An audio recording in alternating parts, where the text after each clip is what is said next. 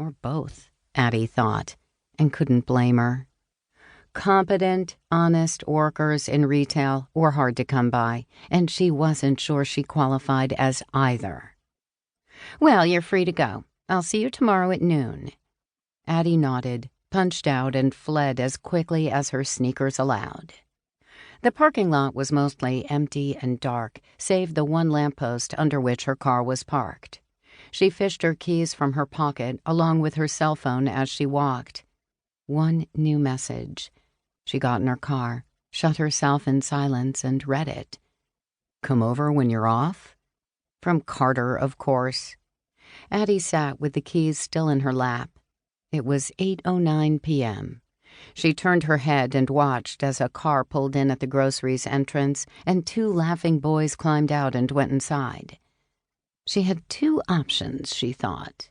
Go home or go to Carter's. It seemed an easy decision. The mere thought of going home filled her with dread. The later she walked through the front door, the better. However, spending time with Carter wasn't so appealing either. Not lately.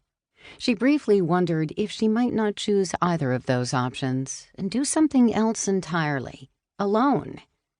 But nothing came to mind, nothing she'd enjoy. She responded, "Coming now." She started the car, turned up the radio, and drove toward disappointment. The door, adorned with the silver number 97, opened wide. A young man smiled broadly on the other side. Stylish black hair, a stud in his lip, both handsome and somehow offensive. He knew she'd come against her better judgment. "Hey," he said, and stepped aside to let her in. Addie returned his cocky grin with a bowed-headed, shy kind of smile she hated but couldn't help. He closed the door behind her, and she sat on his sofa in front of the television, which was already on, a cartoon she didn't recognize. "How was work?" Addie looked up as he made his way to the couch and sat beside her, unsure if he'd care to know the details or if a "fine" would suffice.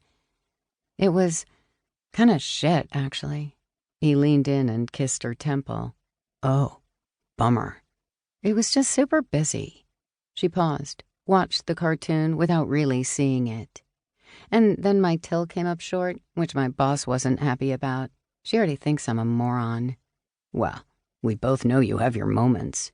Carter laughed and kissed her temple again, like a silly child. Silly, naive Addie. It was almost cute how she fucked things up. He kissed her again, on the cheek this time. "Luckily, I know just the thing to take your mind off it." His hand brushed her thigh on its way to her crotch, where he expertly navigated the button and zipper of her jeans and found his way inside. Funny, she thought, how she almost took him for being interested in her day. But even she had to admit there wasn't much of interest. She lived a dull life. He probably thought he was doing her a favor. She needed this. She needed him to liven up her days, to make life bearable, a light at the end of the tunnel, even if it was just underwhelming sex. His fingers were inside her now, his mouth on her neck, and she was half tempted to stop him. But for what, she thought? To tell herself she could? So she could prove he was as unnecessary to her as she was to him? Then there'd be nothing for her here, and she'd go home. She placed her hand on his and helped him massage her. She turned to him, saw his sleepy smile and those sex-fogged eyes. She couldn't help feeling they were in two different realities. Or maybe she thought too much. If she could only be in the moment as he was, maybe she'd enjoy it the same. She wondered what he was thinking then, staring at her like he was dozing off, or if sex simply removed all thought, like a kind of robotic mode he found himself in, where the goal was to get from A to B and nothing else mattered. Perhaps he thought she was the same, but she wasn't. She was aware of it all, analyzing every touch, every breath, every expression, finding motives in each of them. She looked into his half-lidded eyes and saw no one looking back.